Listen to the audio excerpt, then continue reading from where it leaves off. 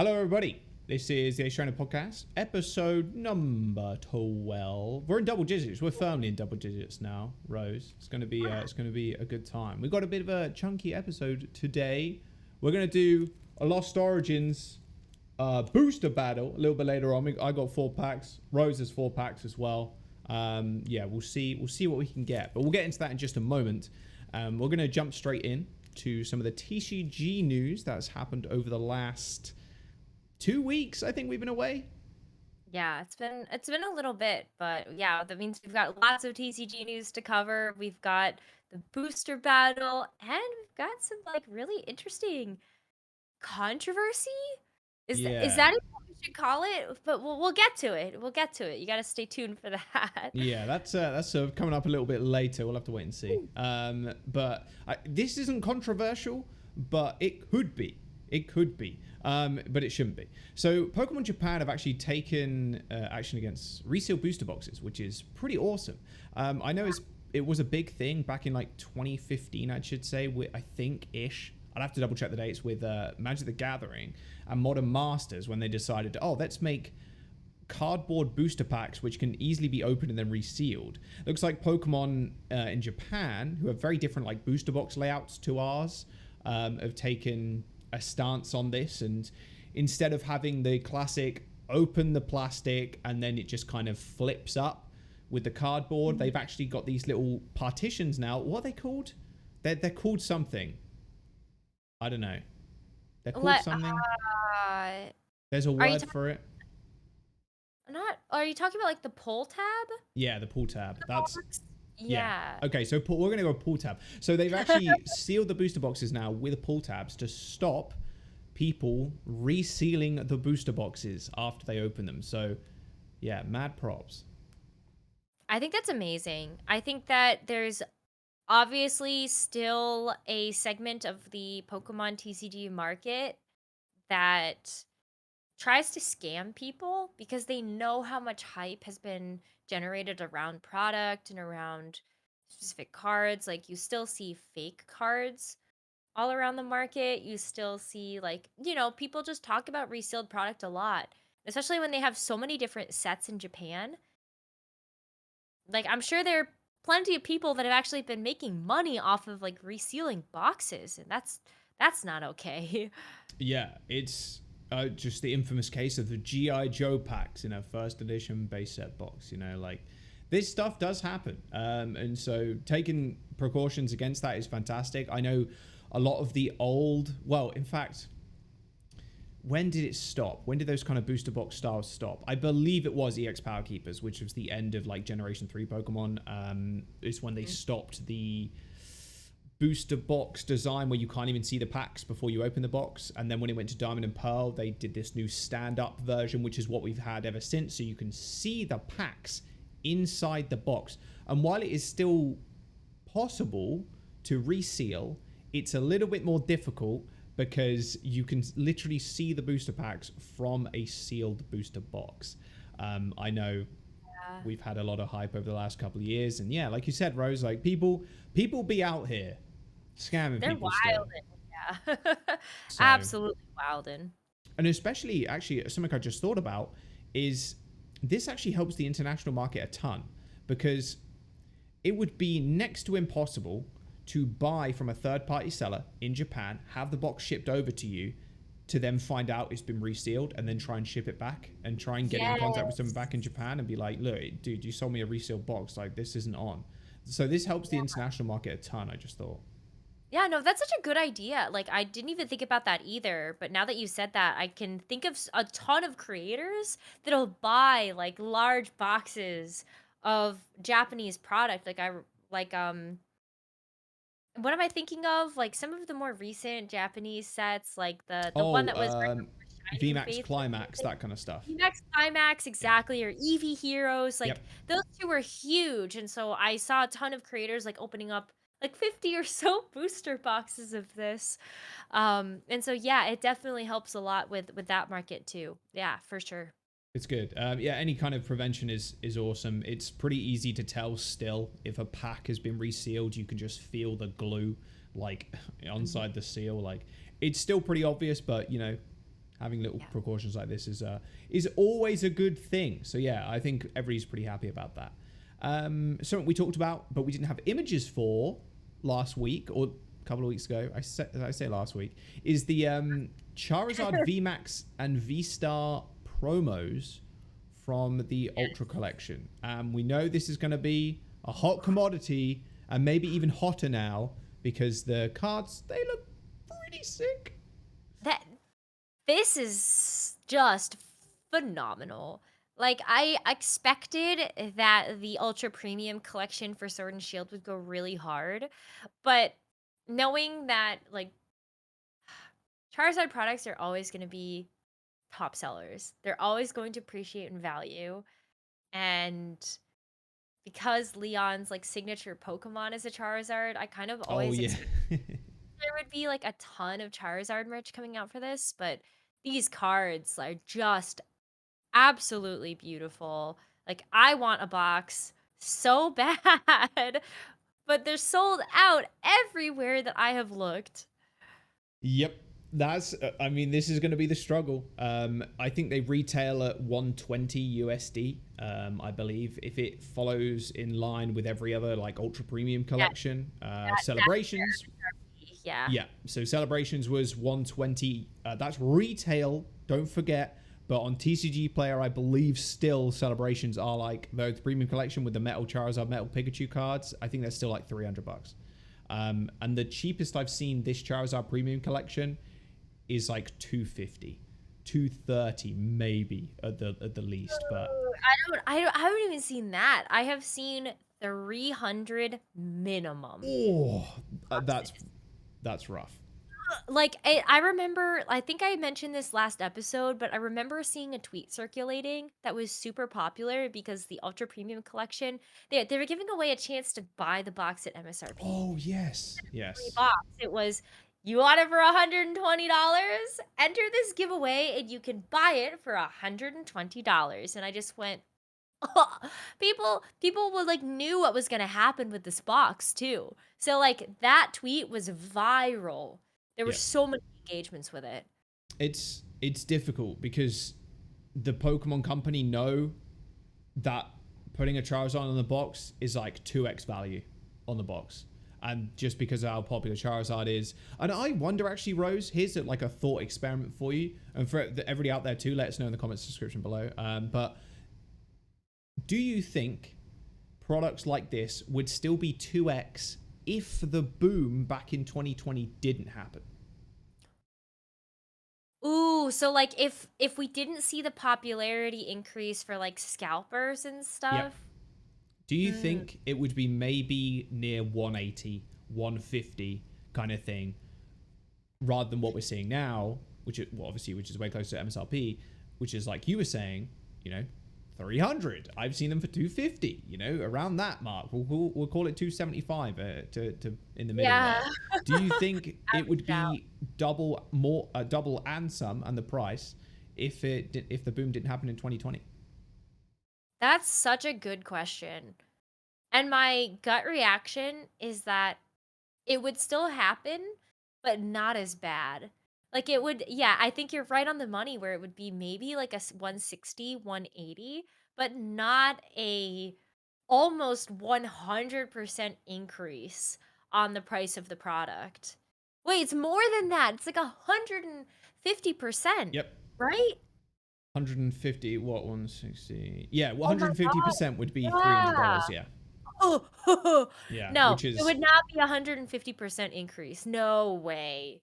No way would that happen. And like this is also taking into consideration that yes, Charizard cards have been popular and they've always been popular. oh The yeah. base set Charizard will continue to appreciate in value. Like I definitely see a world where that thing goes into like seven figures for getting like a pristine base set Charizard. I don't want to actually speak that into Uh, existence. Like, I'm just being realistic about it, yeah. right? Seriously, Like though, you yeah. have to be. But even so, I don't think that Charizard is popular enough that it would garner that much attention. Like even when we saw the Shining Fates Charizards get printed, right? Was it Shining Fates? Or Uh, no, it was Champion's Path. The Champion's Path Champions Charizard Pass. had Oh, like the their Shining rainbow. Charizard, right? Full art, Yes, the black Charizard. Yeah. exactly. They had the shiny Charizard V, and then they also had Yep. the Rainbow Rare Charizard V Max. Yep. And both of those cards were going for, at the time of release, somewhere in the realm of like $600 to $800. But they've dropped significantly. So if you want to get your hands on one now, it's like $150 to $200. Probably Like, the best time to pick it up. yeah, pick it up now if you like actually want to hold on to it because it might get expensive later. But like again, knowing that, I still don't think it'd be 150% increase if it weren't for the boom that happened before. It definitely feels that way. It definitely feels that way. I'm trying to find the search function on a TCG Player is annoying. Okay, I found it. So actually, wow, ETBs for Champions Path are $100. That's kind of nuts. Let's have a look at top price right now. So yeah, for the audio listen, well, I haven't actually got this up on screen, but audio listeners as well. The Champions Path, the Charizard VMAX Secret, which is the rainbow, 100. We'll call it 125. $125. And the Charizard V, which is the shining one, the black Charizard with the red wings, that is 100. We'll call that $145. Because the yeah, the ETB came with the regular Charizard V, which is the normal like orange color, regular version. Yeah. But yeah, you had to. Those were the two chase cards in the set, and there were like no other cards in the set. The set was pretty poorly received, from what I remember rightly. Like people like, it's just two Charizards. Like that's really it. There aren't any other crazy cards that people are kind of after in this set, and they kind of, I guess they kind of carry the weight of the price here for Champions. So yes, so Charizards definitely were like the chase card of the set. The only thing that I'll caveat that with, while the set felt very underwhelming, there were some really good supporters that came out with this set that were reprints. Okay. And so Pokemon Center Lady, Professor's Research was a reprint, Marnie as well.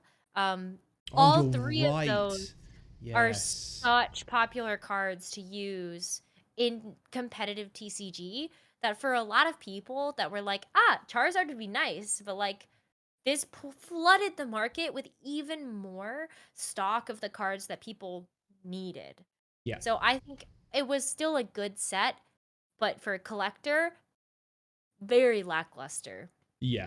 It definitely served one market there, and not the other, which is okay, I will say. I think that's very okay if you're trying to serve like the TCG or the competitive market over like the collector market. I think that's more than okay to do so. You can't just only have like collector sets, otherwise it would just be ridiculous to actually play the game because certain cards would be ridiculously priced. So yeah, there's a little thought experiment for everybody out there. What do you think? Would Charizard be as expensive as it is now? I'm not entirely sure. I know, and I always think about this. Base set Charizard, probably one of the most printed Charizards of all time, still goes crazy. But that's because it's old, to be fair. Finding one in good condition. I mean, my one that I have, not in that great condition. Gonna be very real with you. Loved. I had it with it as a kid. Yeah, it's definitely not like a PSA 1 to 3, but it's nothing higher than like a 5 or a 6 or anything. Like there's a little bit of edge wear on there. Luckily, I was kind of a precious child, and I like to keep things very neat and tidy. So I can thank my younger self for that. But it's like you said, Rose, Charizard stuff always does well, and so only going to appreciate in value. Hopefully, the Pokemon Company just kind of flood the market with these premium collections, because for regular collectors, which is what this product is for, is going to be impossible to find for like a decent price. So that kind of blows. But we'll have to wait and see how that goes down. Other than that, the cards look great. We'll say the 3 promos look crazy cool. Yes. If I don't get the ultra premium collection, because like there's good stuff in it too, but I think for the most part it is about the cards. Yeah. I think I'll just try to buy the singles. Yeah, which always works out a little bit better. It's like, okay, it comes with packs, that's cool. But if you want a specific one, like the Charizard resting under the tree is my favorite one. Yeah, my favorite too. Easily. So yeah, if you want that card, maybe just pick it up as a single let down the road, or maybe trade for it. In other news, we have some new information. This is all thanks to Boca Beach, by the way. I always give him a shout out, but I'll give him a shout out again. The new Lugia V Star. This is from Paradigm Trigger, which will be Silver Tempest a little bit later on this year. We actually get to see like the chase card, as it were, in Lugia, the V-Star form. Looks pretty neat, and I think it kind of suits Lugia as a whole. Like, the color scheme works very well. Lugia is already like white and blue, and like the V-Star cards are like bright white with gold, so looks pretty sick. Yeah, so now we know a few of the cards that are going to be coming to Silver Tempest. And so Lugia also is one of the pack arts. Like, it's one of the pack Pokemon. So Yep. like, it's definitely going to have a huge feature. I think these cards go crazy. I don't know how viable they're actually going to end up being for the TCG, but it seems like Arceus just had such a dominance in the meta that maybe we'll end up seeing something like that too. But then there's also the Alolan Vulpix V Star, and so I think there's just a really cool kind of set of Pokemon they're going to be featured in Silver Tempest, and I like that we're continuously getting like these sneak peeks of everything. I love it. It is the best thing about being behind Japan in this sense, because they get so many sets released, and obviously the English sets just compile a couple, so we get to see, oh, okay, so we know Silver Tempest is going to be a combination of like these 2 to 3 sets ish, and we get, yeah, like you said, little sneak peeks. There are some promotional cards here that come with buying a single box, I believe, and it is you get a bonus pack which contains 1 of 5 cards, and it's an alternate art of the Lugia. 2 forms of the Lugia, in fact. There's a promotional piece. I'm sorry, audio listeners, but I will leave links in the YouTube description. There's 2 different variations of the Lugia, which is a normal V and a normal V Star. So no like secret rares there. And there's a Shaman and an Archeops, which is quite cool. And they have a little stamp on them, which was quite classic for the promos, which looks pretty cool. I do like the promotional art for the regular Lugia V. It looks like it's in the rain, but that looks like a secret rare from our set. Maybe we'll have to wait and see how that translates. Hopefully it does, because that card looks pretty sick. Also, there's this mystery box too, which is on the same page, which comes with, I'm going to need to read some of the text on here because I kind of remember. Yeah, this set will also see a release of a mystery box, which will come with 7 booster packs of the set, so Paradigm Trigger, 1 of 4 promo cards, 1 of which is the Lugia V, and 1 of 4 deck boxes, and some sleeves, which retails at 2,700 yen, which is about $30. So you get 7 packs, and you get a promo card and some sleeves and stuff like that. So that's pretty They're kind of like a mini ETB, like, you know, because ETBs, they retail for like $60. I don't remember. $50, I think. Oh yeah, so 40 or 50. Yeah, so like it's nice that you get like a couple of packs, like some sleeves and stuff. Definitely want to maybe hold on to some of the sleeves from our ETBs if they're different. You could maybe do a sleeve swap. That's always fun. Yeah, that's hype. That's actually really hype. Yeah, additional products like this always drive a lot of hype. But whether we'll get it in the US or the UK, don't know. It's yet to be seen. Hopefully they do something like that, because with this set we also have pictures of other V cards, and Unknown is making a comeback. Unknown hasn't had major love since EX Unseen Forces, where it was a complete subset to the actual set, where they listed they had a list of every single Unknown card from A to the not the exclamation question mark. I don't believe they were out yet. So A to Z. So Unknowns, they're making a comeback. Honestly, pretty hyped, and it matches up to the mystery box thing, because it's like, oh, the Runes of Alph and stuff like that. So, and true. Unknown V Star, which has got just a ton of unknowns on it. So that's pretty sick. I love that, and it's cute too, because like the Unknown V, like the V card, is also a V unknown, like the letter. So it's actually I don't know, it's that tickles me a little bit. Like that's cool. That's a nice nod. It does fit perfectly. It does fit perfectly. The Pikachu's got some nice artwork too, with a couple of the other mouse on there. There's lots of different pictures of the cards that haven't been released yet for Silver Tempest in English anyway. And we also have, Rose, some V-Star trainer cards. or trainer cards that Whoa. have the V Star rule set to them. So I can only imagine you can only use one of these Oh, V trainers whoa, you're per right. battle. Yeah, I mean, seeing a trainer that has so like most trainers come with some type of rule box, right?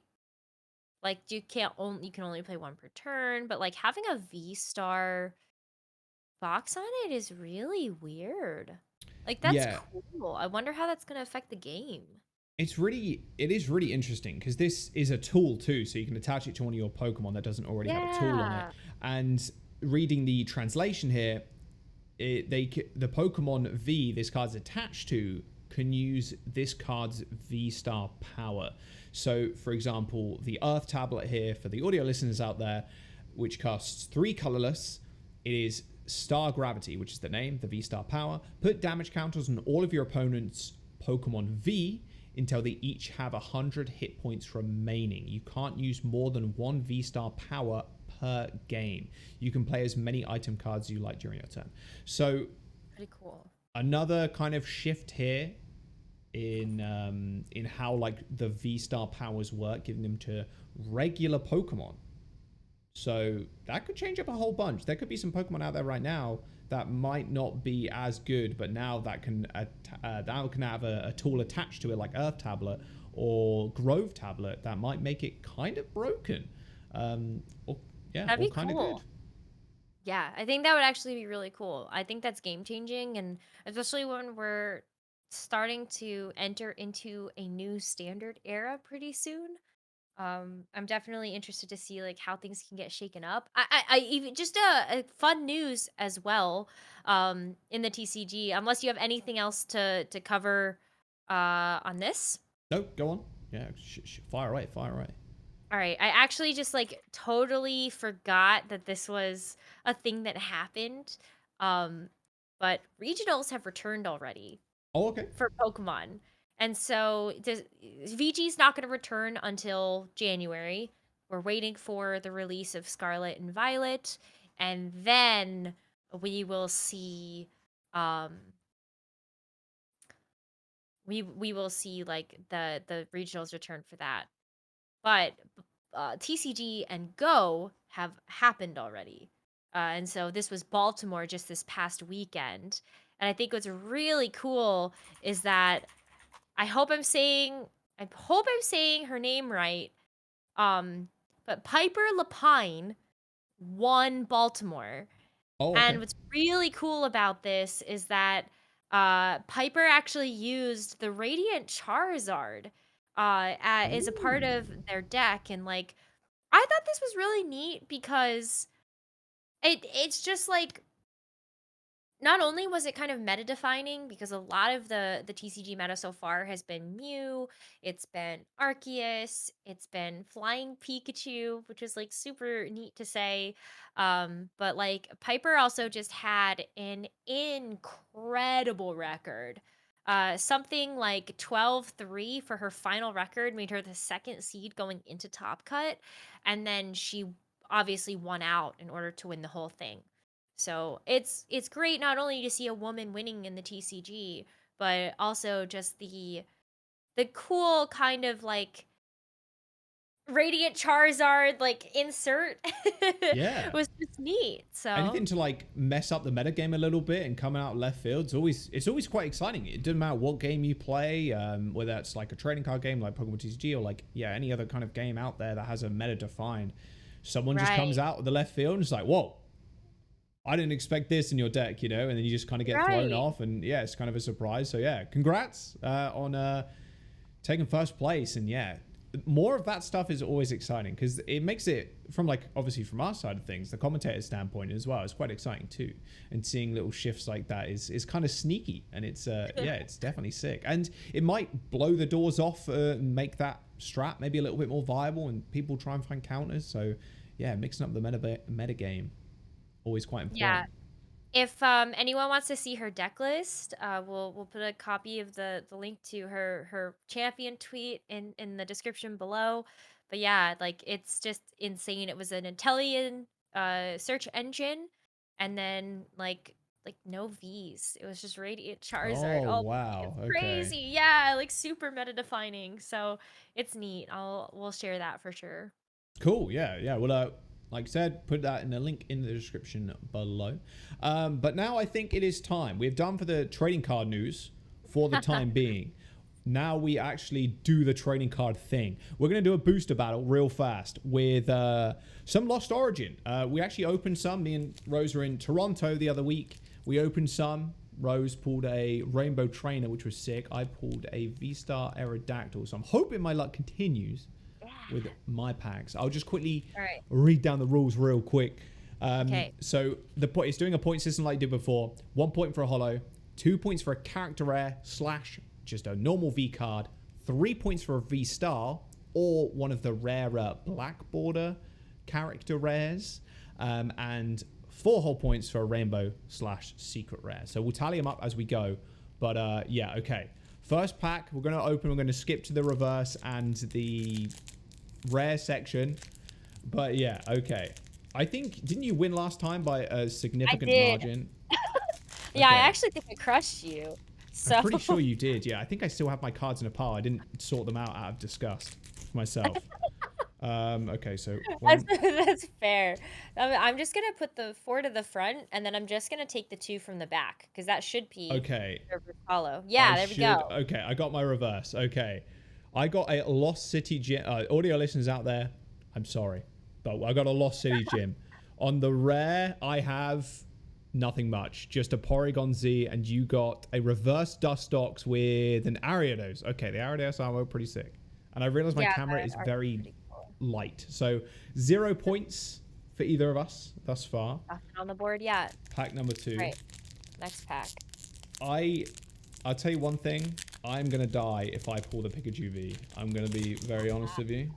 Is that your chase card? That is, for this set, that is my chase card, like 1000%.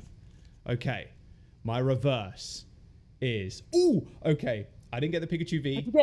Okay. I got the reverse Pikachu, just a regular one, which I'm more than happy with. Still no points. And my rare is, ooh, okay. Okay. I realize rares can't see my screen, but I got a Kyurem V. So I got 2 points for that. Reveal your rare, Rose. All right. I've got the reverse hollow Luminion. Okay. And I got, a Stonejourner. Lost Stonejourner. That's a regular, that's not a hollow, right? That's just no, regular. It's not. Okay. So I'm not on the board yet. 2 points for me so far. All right, next pack. Oh, listen, I don't believe that Enamorus is a Pokemon. You can't convince me that that's a real thing. I love when we discovered that on as the Lost Origin. You were like, I'm disgusted. I am disgusted. It's not a real Pokemon. You can't force me to believe that. You just can't.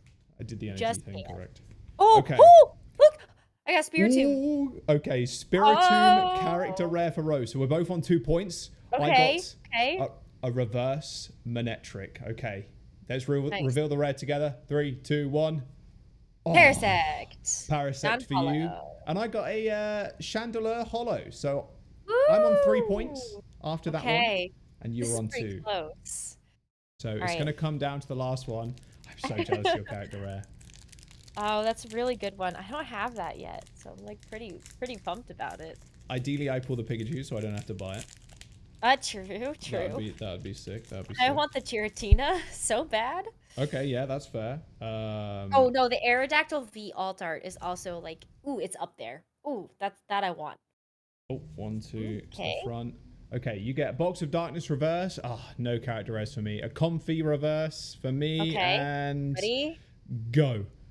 Ooh, Hollow Orbeetle. Okay, so Rose got a character rare and a hollow, making 3 points. I got a V and a hollow, making 3 points. Do you have another booster pack, actually? I do. On hand. Are we trying a tiebreaker? I have another booster pack too. Okay. Tiebreaker time. Okay, tiebreaker time. Tiebreaker time. Okay, 5th pack. Because we're both on 3 points. All right. So, because we have to have a winner, but we don't have stakes for this, do we? We don't have stakes. We don't have stakes. Maybe we should we'll figure out something for the next Overwatch League broadcast. Okay. We will. That's a deal. Next Overwatch League broadcast, we will have something prepared for everybody. So tune in. Okay. My reverse is the electric eel. You got a Honchkrow reverse. Honchkrow. Okay. Okay. And go. Oh, you got. Oh, Is that a I got hollow? Macargo, but it's non-hollow. Oh, do you have one more pack? We're Yeah. going for the full 6. Okay. I also Okay. got Okay. Stonehenge, the Pokemon. Okay. I love I it. wasn't planning to open my entire booster bundle, but I'm going to do it. 6 packs. Okay, let's do it. I can't believe we need this many. And yeah, I know. Someone has to win here. I have no packs left, so. All right. 1, All right, 2, so I got 3. 2. Okay, 1, 2. My reverse is. Oh, you got the Stonehenge. I got Stonehenge. Okay, and I got a Phantom. So. Okay. It's all on this. 3, All right. 2, 1, go. Oh, not hollow. Same, non-hollow Stonehenge. I got double Stonehenge. Are you kidding me? Double Stonehenge. Oh, Wow. So. Well, now that you have like a complete Stonehenge, right? That is true. How many do you need? There's like we've 6. made a complete one. Together, we've made a complete one. Yeah. So my pull card there from the booster bundle. I bought one of the 6-pack booster bundles. It didn't turn out too well. It was just the Kyurem V. That is a little bit disappointing, but that's just how the cookie crumbles. Sometimes. Unfortunate. So we both got 3 points there, even though we opened 6 packs. And yeah, we'll call that one a draw. Okay. We'll call that one a draw. So nothing weird happening on the next Overwatch League broadcast. No. Silver Tempest. Yeah, we go again. We go again. All Love right. it. Enough with the TCG talk. Let's go ahead and have a look at the new Pokemon that came out or got revealed, I should say, for Pokemon Scarlet and Violet. Yeah. So we got these sort of pseudo-legendary Pokemon by the looks of it. How do you say that? Armarouge? Armor Rogue? Wait, no. No, that's Rouge. Rogue is Rogue. Armor Rouge. It has to be Rouge. Armor Rouge because like it's Yes. rouge like red.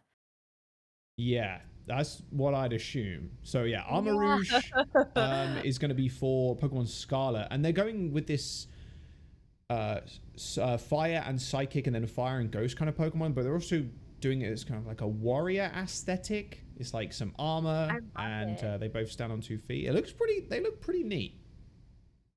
Yeah, these remind me of like the Glastrier and Spectrier of the Crown Tundra in terms of like how prominent like they will be, or the Urshifu, right, where they had like the single strike and the rapid strike, or maybe I don't know. I think they are like pseudo legendaries because it's all about like Miraidon and Koraidon. But how do you say the second one? Oh god. Like Cerulean, so like Cerulege. Ceruledge. Yeah, Ceruledge makes the most sense. I think you're right. Yeah, I think like Cerulean and then Ledge. Cerulege. Yeah. We'll have to wait and see. Try it. Yeah, I didn't get briefed on this one, so yeah. Don't look at me. Cerulege and Armor Rouge. So yeah, they're looking like warrior type Pokemon. I'm getting Violet personally, so I'm actually pretty happy with this. A fire and ghost type. Okay. Yeah. I'm getting Scarlet. Okay. So that's kind of perfect. I'm actually getting both, but I wanted Scarlet more. But that's fair. And then everybody's new favorite Pokemon, we have the Crab. A Claw! new Crab Pokemon got released. Yeah, Clorf. That's crazy. It's just rock. He is rock crab. Head empty, just cloth. I think I saw a funny Wolfie tweet with that, or like something along the lines of that. But they're gonna be available in both Scarlet and Violet, so that's pretty cool. Good. Little teasers here and there, which you love to see. They also gave some little updates on like this treasure hunt kind of mechanic. And some of the new characters too, the different Pokemon, some of the Pokemon League people, and the gym. I don't tend to look at these kind of spoilers.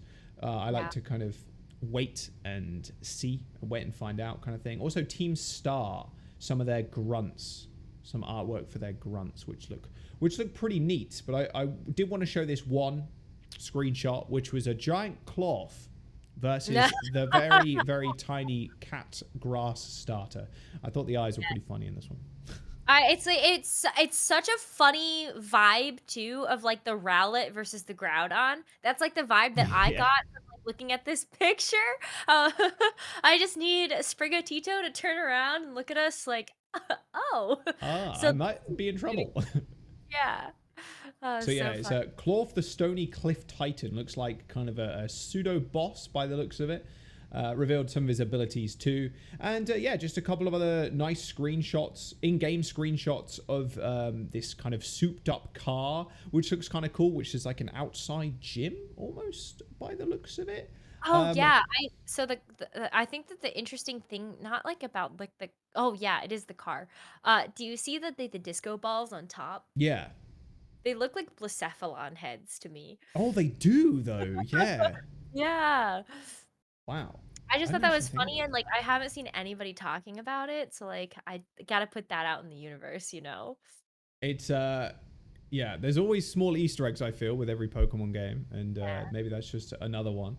And there are some kind of standing up shots of these new pseudo legendary like warrior Pokemon, which look pretty sick. Also, they did reveal as they always do, they release a Switch along with the games. Scarlet Oh, and yeah. Violet. There's a Scarlet controller and there's a Red controller. So that's pretty neat as well. They got lots of cool designs on the back. I do need some new Switch controllers because mine are kind of breaking. I've a release Switch, so yeah, I'm surprised it's lasted this long. So maybe I pick up some of the Joy Cons. We'll have to wait and see. But yeah, not too much news on the Scarlet and Violet front apart from these new Pokemon that got released. So we'll just go ahead and jump into our last topic, Rose, which is TPIC's stance on Nuzlocke. Yeah, so just to fill everybody in on, like, not the drama, I wouldn't call it drama, but, like, the situation that we had, because like, man, there's been a lot of situations on social media lately, Yeah. Oh but god. there was a tweet that Patters, a very popular content creator, put out where he took a clip of this, like, I guess, interview that was happening um between some of the I think it's like Nintendo Minute. Was that what it was? I'm trying to remember the exact like interview of what happened. Um but yeah, basically, yeah, Nintendo Minute. There are two former hosts of the YouTube series Nintendo Minute, um where basically Kit Ellis and Krista Yang, who are former PR managers for Nintendo America, where they talked about the company's stance on Nuzlocke. And so Patters pulled a clip and tweeted about it, which basically, the former PR managers said, like, oh,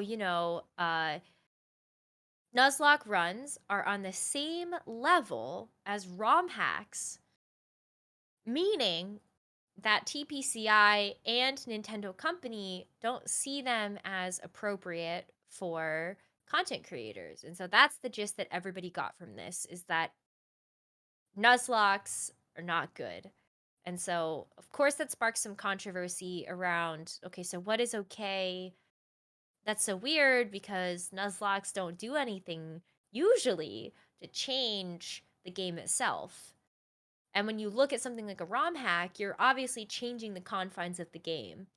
You take like maybe Yeah. even the skeleton of the game, you do something different to it, randomize your components, whatever have you. Like you don't aren't playing a Nintendo game anymore. You're just not. Um so Patters goes on to kind of clarify underneath that, like, oh, I'm only talking about like if there's a randomizer component available. So like the clip maybe getting taken out of context a little bit, but it sparked enough controversy that the Nintendo company and the Pokemon company actually made an official statement to Eurogamer, um because they needed to kind of like respond to the claims.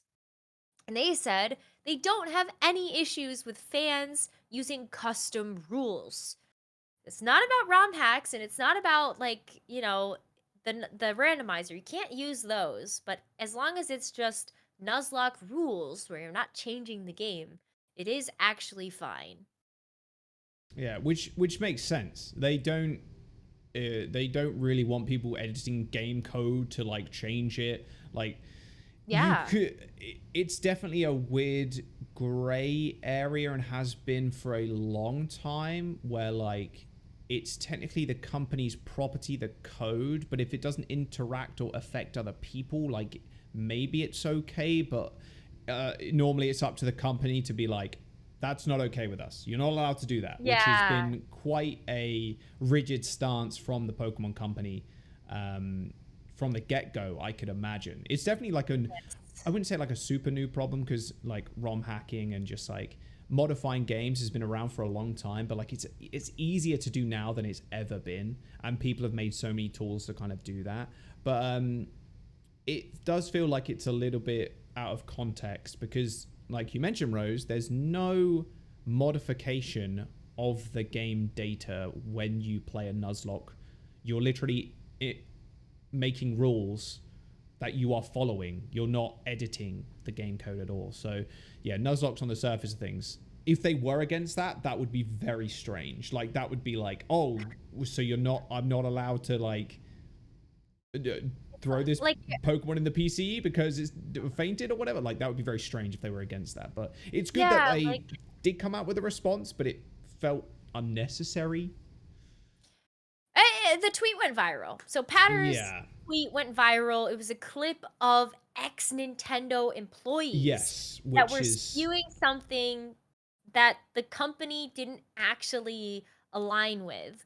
But like I think the biggest thing about it was that, if it's misinformation, they like have to do something yeah, to kind of definitely. quell it. When you're looking at somebody that had a point of authority for the company saying something wrong. So, Yeah, it makes sense why they did come out with something, but it is strange that it got to this point. I think definitely was more my point because it's I like, yeah, I ooh, I think it's like the reason why it sparked up so much interest from the community at large is because a lot of people do have questions about like, well, how do you actually get to work with Nintendo and the Pokemon Company? I think these are very valid questions. yeah, Because in the past, like it doesn't hasn't always made sense about like who gets asked to do what or like who gets invited to do what. Um, and so I think one of the things that the community at large has always pointed to is if you do content like for Emerald Kaizo or Radical Red, like that almost certainly automatically gets you into um not a good position with the Pokemon Company because it's yeah, a ROM hack. Like that is game data and code that was manipulated to do something that the game wasn't intended for. And that's not yeah, what Nintendo made. So it's not their IP. So there was actually a clarification that Powders posted underneath his original tweet that's like to clarify, by the way, creators that didn't work for Nintendo weren't getting blacklisted for doing just Nuzlocks.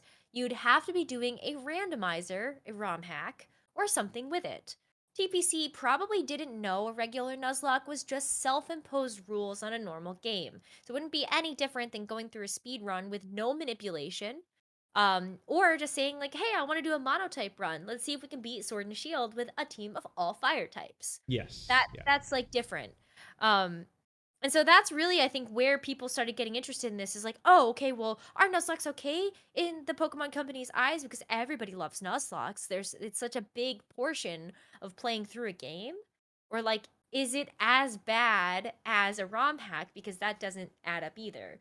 So I think a lot of it was like, okay, well, from a PR standpoint, how does the company actually feel about this? Uh, and yeah, like what's allowed and what's not allowed. yeah. It feels like Nuzlocke's in that and in essence grouped in with like custom versions of the game and like custom rule sets. You're not like following the game like you normally would. So it feels like Yeah. they're maybe at some point in the Pokemon Company they didn't really know what it was and they were just like, well, that's different rules to the game. Well, it's Yeah. clearly something else, like, but that's just a bit of a disconnect between like the actual company and people that create content around the game, because creating content around games and in general and communities of video games, that kind of stuff moves so quickly that sometimes it is a little bit hard for developers or like the company that hold the game's IP to kind of keep up with. So they probably was a stance at one point where they didn't like Nuzlocke because it wasn't fully understood. And maybe that's where those people were kind of coming from, those ex-employees. But it's good that they put out a response. It probably wasn't needed because the discussion probably didn't even need to happen. But, you know, it did, and the tweet went viral. But it's good to have, like, an official stance where, like, yes, Nuzlocks are fine because you're not, you know, you're just imposing your own set of rules on something. That's okay with us. Like, you're still playing the game. You know, but, you know, modifying the game's code, maybe not. Like, you know, that's interfering with IP. It's still a bit of a gray area to do so. And especially if you're selling, like, that's where it crosses the boundary, right? Where it's just like, oh, a fan made thing to like actual selling and distributing this thing is like not okay.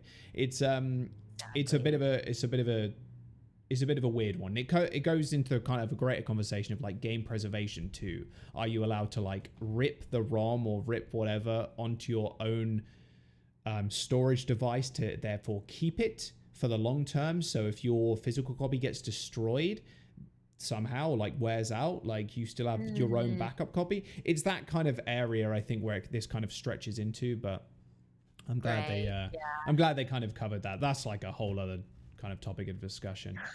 Yeah. So that is good. It has been a long episode, but we will round it out right now. We'll do Pokemon Card of the Week. There's been a lot of cards that have been released, but for this week, we are doing Ditto Prism from Lost Thunder. Rose picked this one out this week, and I can see why. It's so cute. Like, put them up. It just, I don't know. I love it. The thing is with Ditto is so funny too, because it is a Pokemon that only knows Transform right in the game. So it's always funny seeing like no attack. Like it's got nothing, but it has almighty evolution. And oh boy, does Ditto look almighty right now. Oh yeah, he's like, I got this. Like, I got this. He's ready to pound. Oh yeah, I don't know. There's something about this card that like really inspires me. I don't know. I think also like when you think about like the Lost Zone coming back into the game, I immediately was thinking about Lost Thunder, and I was like, Ditto is just such an interesting card.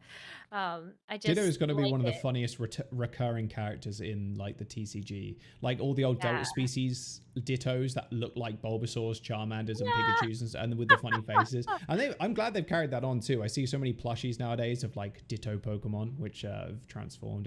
I definitely have a few behind me of like the Ditto as EVs. Oh yeah, I have those for sure. Yeah, they are sick. So there you go. Pokemon Card of the Week. It is Ditto Prism.